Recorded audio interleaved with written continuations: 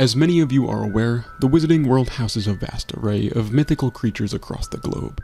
Today we're going to be covering some of the most deadly of these creatures, who are actually ranked with 5 X's with regards to their Ministry of Magic classification. This essentially means that these creatures are deemed to be known wizard and or muggle killers, as well as the fact that they are usually untamable, or as Harry puts it, anything Hagrid likes. With this being in no particular order, we first have a creature known as the Manticore. Native to Greece. The Manticore is a highly dangerous Greek beast with the head of a man, the body of a lion, and the tail of a scorpion. As dangerous as the Chimera and as rare, the Manticore is reputed to croon softly as it devours its prey. Manticore skin repels almost all known charms, and the sting causes instant death.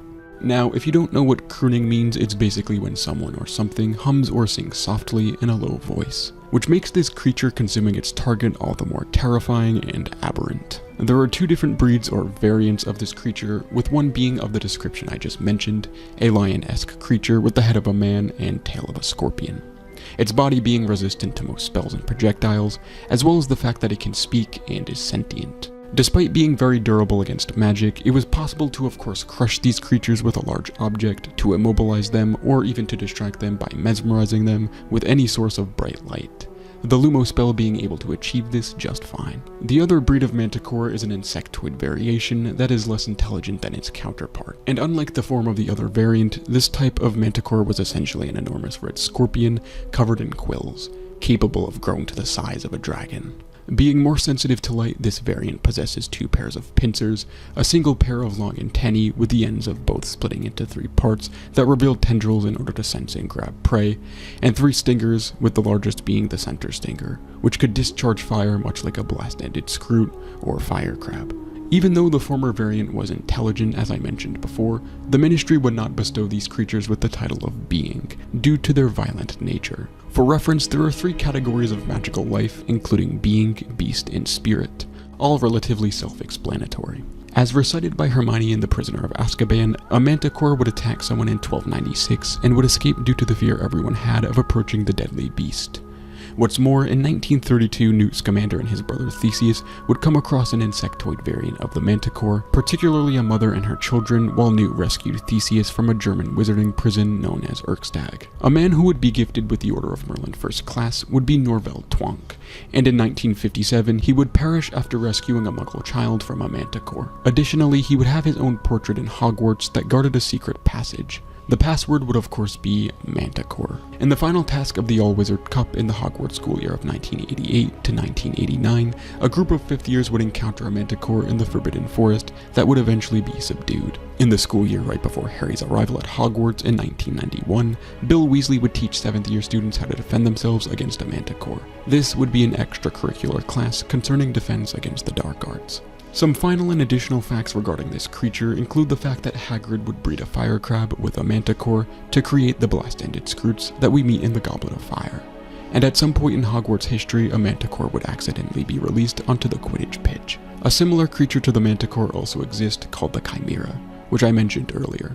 The Chimera possesses the body of a goat, head of a lion, and tail of a dragon, also happening to hail from Greece. Due to the creature's ferocity and aggressive nature, again much like the Manticore, this beast would be considered one of the most lethal. Moving on, we have another creature, and one that you're likely familiar with, the werewolf, also known as a lycanthrope. Now, as opposed to the other creatures, this is more of a curse, the infected transforming into the creature during the event of a full moon. It's not exactly known in the Harry Potter universe where the first werewolf comes from, considering you must be bitten by one to become one yourself. However, if we take a look at actual mythology, specifically Greek mythology, the first werewolf was initially a king named Lycaon, who was transformed into a wolf by Zeus after the king attempts to serve him human flesh. The king of Arcadia appears in the Epic of Gilgamesh. With this explanation, we can assume something similar happened at some point in the wizarding world, and so began the cycle of humans being bit and turning into a werewolf. It should be known that only wizards really become infected and transform during a full moon, and muggles are more likely to perish if attacked. In the occurrence of a bite, contamination will happen once the saliva of the werewolf mixes with the blood of the victim. One of the myths surrounding werewolves is the legend of them being weak to silver bullets and even killed by them. However, this is untrue.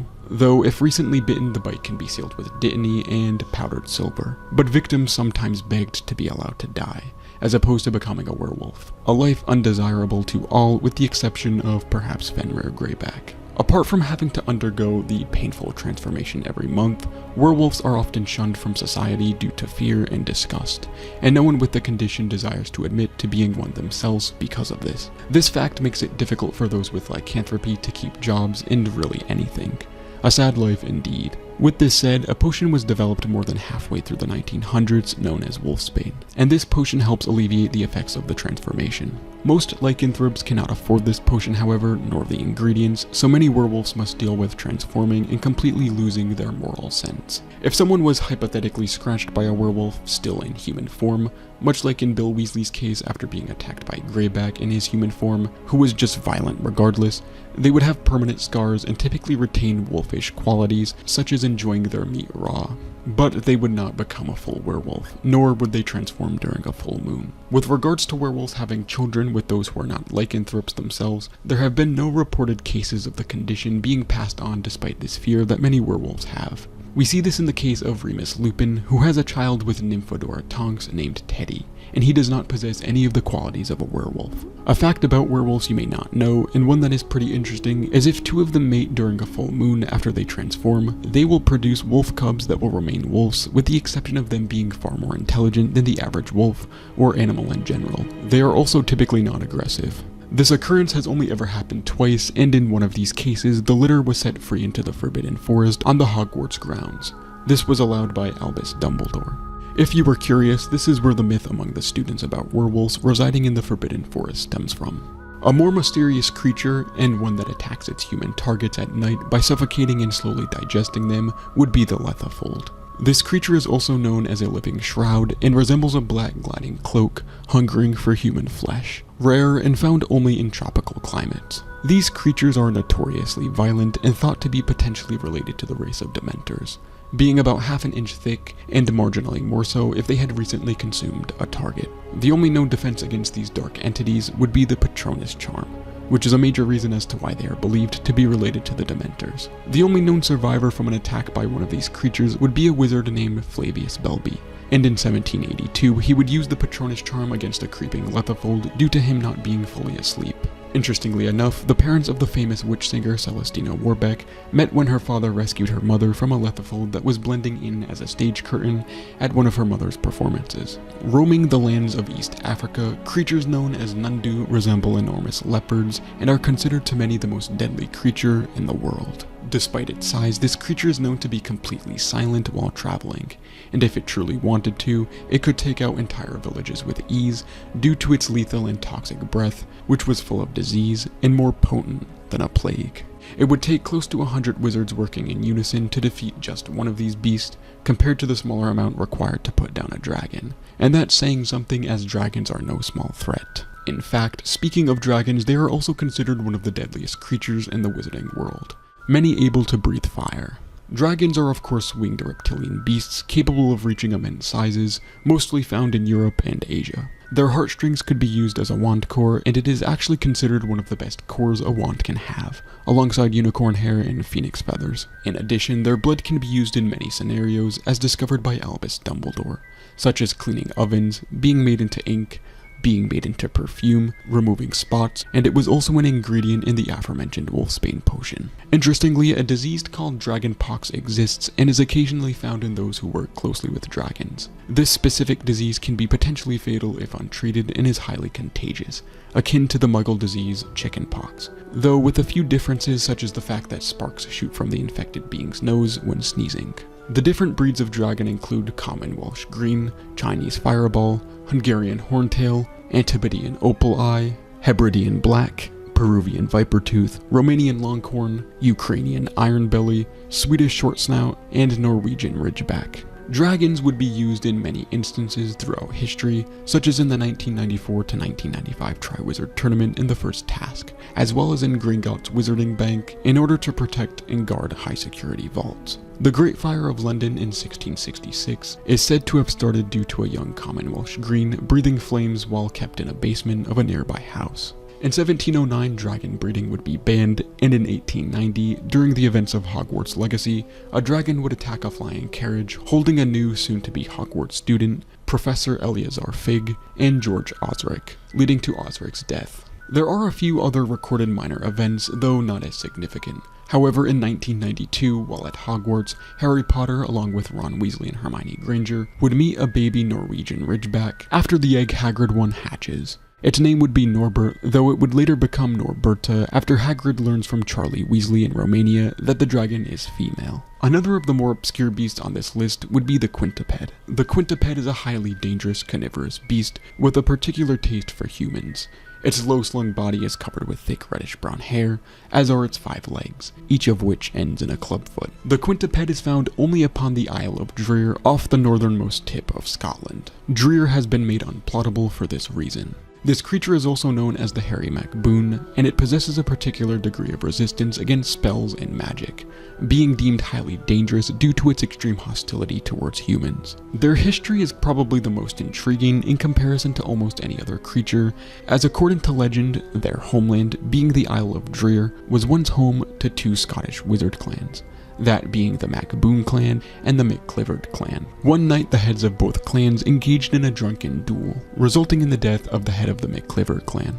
As a way of getting back at them, the McClivert clan would later sneak up on the sleeping Macboon clan, and they would transfigure the Macboons into hairy 5-legged creatures. To their surprise, the McCliverts would be killed by their rivals, unable to untransfigure them. In fact, the Ministry would later attempt this as well, to no avail, assuming the Macboons, who were unable to communicate now, were happy as they were. It is also theorized that the Macboons lost their intelligence and memory in the process.